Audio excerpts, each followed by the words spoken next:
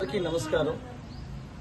గత 2.5 దశాబ్దాల కాలంగా జర్నలిస్టులకు ఇళ్ల స్థలాలు ఇస్తామని గత ప్రభుత్వాలు ప్రస్తుత ప్రభుత్వం కూడా దాదాపుగా జర్నలిస్టులు అందరిని నమ్మించి ఇళ్ల స్థలాలు ఇస్తామని చెప్పేసి హామీలు గుంపించారు. కానీ నేటి వరకు కూడా ఇళ్ల స్థలాలు వారు దరికి చేరలేదు. అనేక మంది జర్నలిస్టులు ఈ పోరాటం చేసి సాధించుకునేందుకు ముందుకొచ్చారు. దాదాపుగా అన్ని సంఘాలు కూడా జర్నలిస్టుల ఇళ్ల స్థలాలకై అనేక పోరాటాలు చేశారు. కానీ గత ప్రభుత్వం దాదాపుగా 23 ఎకరాలు జర్నలిస్టుల కోసం కేటాయించి వాళ్ళకి ఇచ్చే పరిస్థితిలో చివరిలో ఎలక్షన్ కూడా వచ్చి ఆ స్థలం అట్లనే ఆగిపోయింది. ఈ ప్రస్తుత ప్రభుత్వం కూడా జర్నలిస్టులకు ఇళ్ల స్థలాలు ఇస్తామని చెప్పేసి మాట ఇచ్చుకుంటూ కాలయాపన చేస్తుందే తప్ప ఉన్న స్థలాన్ని అప్పగించడానికి అనేక కొర్రీలు పెడుతున్నారు. దయచేసి మంత్రులు గారికి ఈ ప్రజాప్రతినిధులకి విజ్ఞప్తి ఏంటంటే జర్నలిస్టులకు ఇచ్చిన హామీలను అమలు చేయండి. మా ద్వారా మీరు లబ్ధి పొందారు, మా ద్వారా మీరు ఎమ్మెల్యేల నుంచి మంత్రులుగా అయ్యారు కాబట్టి మా సమస్యను కూడా పరిష్కరించమని గత 2 రోజుల నుంచి రిలే నిరాదీక్షలు ప్రారంభించాం. ఇది ఈ నెల 31 వరకు అసెంబ్లీ సమావేశాలు ముగిసేంత వరకు కూడా మా కార్యాచరణ ఇట్లనే కొనసాగుతుంది. అవసరమైతే యూనియన్లు కలుపుకొని ఇది ఉధృతం చేసి ఆమరణ నిరాదీక్షకైనా మేము కొనసాగిస్తామని చెప్పేసి ఇళ్ల స్థలాలు సాధించేంత వరకు మేము పోరాటం చేస్తామని ఈ సందర్భంగా గుర్తు చేస్తున్నాం.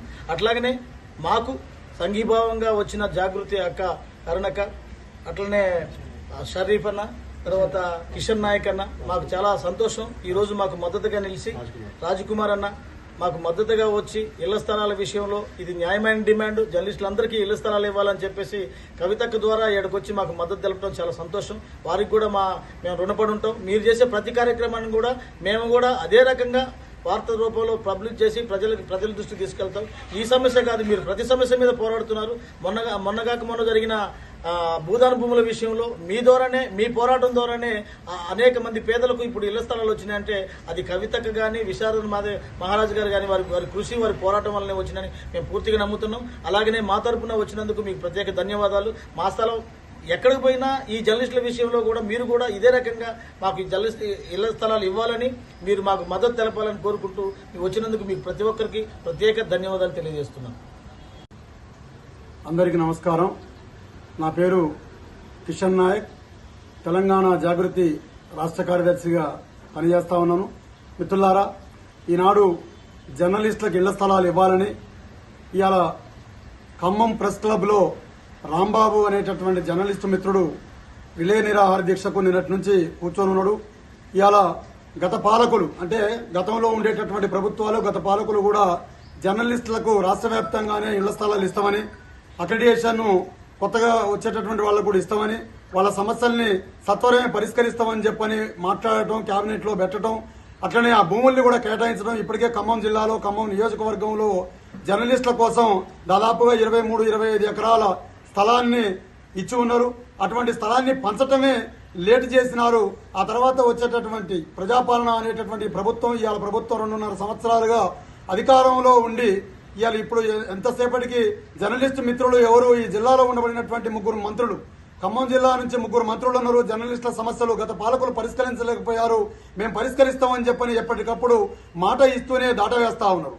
కాబట్టి కడుపు గాలినటువంటి ప్రజానీకం ఇవాళ జర్నలిస్టులు అని అంటే ఈ దేశంలో, ఈ రాష్ట్రంలో ఇలా 4వ పిల్లర్గా ఉండబడేటటువంటి జర్నలిస్టు సమస్యలే ఇలా ప్రభుత్వాలు పట్టించుకున్నటువంటి పరిస్థితి.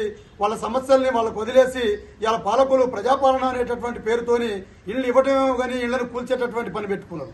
కానీ ఇవాళ ఇస్తామని చెప్పని మాట ఇవ్వటం, ఈ జర్నలిస్టు యూనియన్లు ఎప్పుడు ఏ మంత్రిని కలిసినా 10 రోజుల్లో మీ ముఖాల్లో చిరునవ్వు వస్తుంది, 15 రోజుల్లో మీ ముఖాల్లో చిరునవ్వు వస్తుంది, పంచడం ఒకటే తర్వాయి అనేటటువంటిది చెప్పుకుంటా వచ్చినారు. ఇప్పటి వరకు మాటలే చెప్పినారు.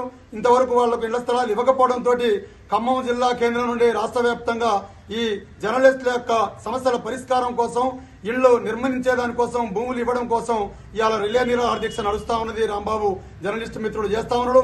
ఇది దశల వారీగా రూపాంతరం చెందుతుంది. ఇప్పటికే తెలంగాణ జాగృతి లేదా ప్రజానీకం తరఫున పాలక వర్గాలకు మేము అప్పీలు చేసేటటువంటిది ఏంటంటే, అసెంబ్లీ సమావేశాలు, బడ్జెట్ సమావేశాలు నిర్వహిస్తా ఉన్నారు. నిన్నటి నుంచి 31 వరకు ఈ సమావేశాలు నడుస్తాయి. ఇందులో ఖచ్చితంగా జర్నలిస్టులకు స్థలాలు ఇచ్చేదాని మీద నిర్ణయం చేయాలి. జర్నలిస్టు స్థలాలు ఇచ్చేదాని మీద నిర్ణయం చేయాలి. ఇక్కడ ఉండేటటువంటి 3 మంత్రులు ఆ బాధ్యత తీసుకోవాలి, ప్రభుత్వం దృష్టికి తీసుకుపోవాలి, వాళ్ళకి ఇళ్ల స్థలాలు పంచాలి. లేని ఎడల జర్నలిస్టులు తీసుకోబోయేటటువంటి కార్యాచరణకు అది రోజులుగా రూపాంతరం చెందుతూ ఉంటుంది. వారి పక్షాన తెలంగాణ జాగృతి ముందు నుంచే ఉంటుందని చెప్పని, వాళ్ళ ఇళ్ల స్థలాలు వచ్చేంత వరకు వాళ్ళ పోరాటంలో తెలంగాణ జాగృతి ప్రథమ పాత్ర పోషిస్తుందని చెప్పని తెలియజేస్తా ఉన్నాం. జై తెలంగాణ, జై జాగృతి, జై కవిత. జై తెలంగాణ, జై జాగృతి. నా పేరు గట్టుకర్ణ అండి, తెలంగాణ జాగృతి జిల్లా అధ్యక్షురాలు. ఈరోజు జర్నలిస్టులకి ఇళ్ల స్థలాలు ఇస్తానని చెప్పేసి గత పాలనలో చెప్పారు. ఆ రోజు జరిగిన విషయం ఇప్పటి వరకు కూడా అది ఇంతవరకు అమల్లో కాలేదు. ప్రతి మనిషికి ఇల్లు అనేది ఒక హక్కు, ఒక పక్షికే ఒక చిన్న గూడు అనేది ఉండాలి.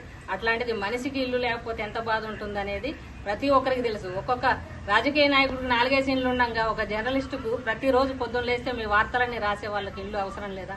వాళ్ళకి ఇల్లు అవసరం కంపల్సరీ. ఎందుకంటే ఈ పెరుగుతున్న కాలంలో వచ్చే చిన్న చిన్న ఆదాయాలలో 10-20 వేలు అద్దెలకే పోతున్నాయి.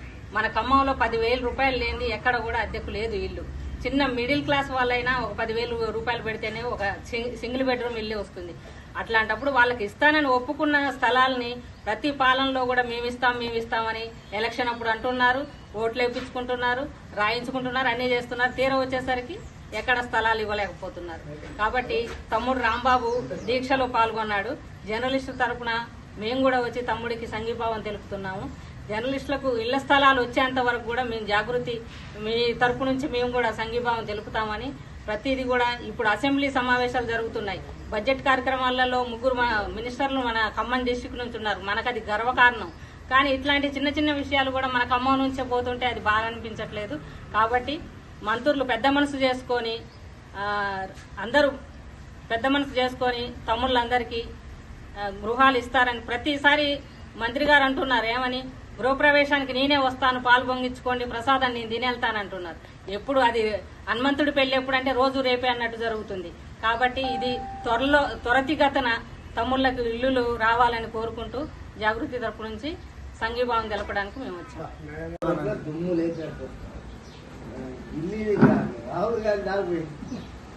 కేరళ సీఎం కూడా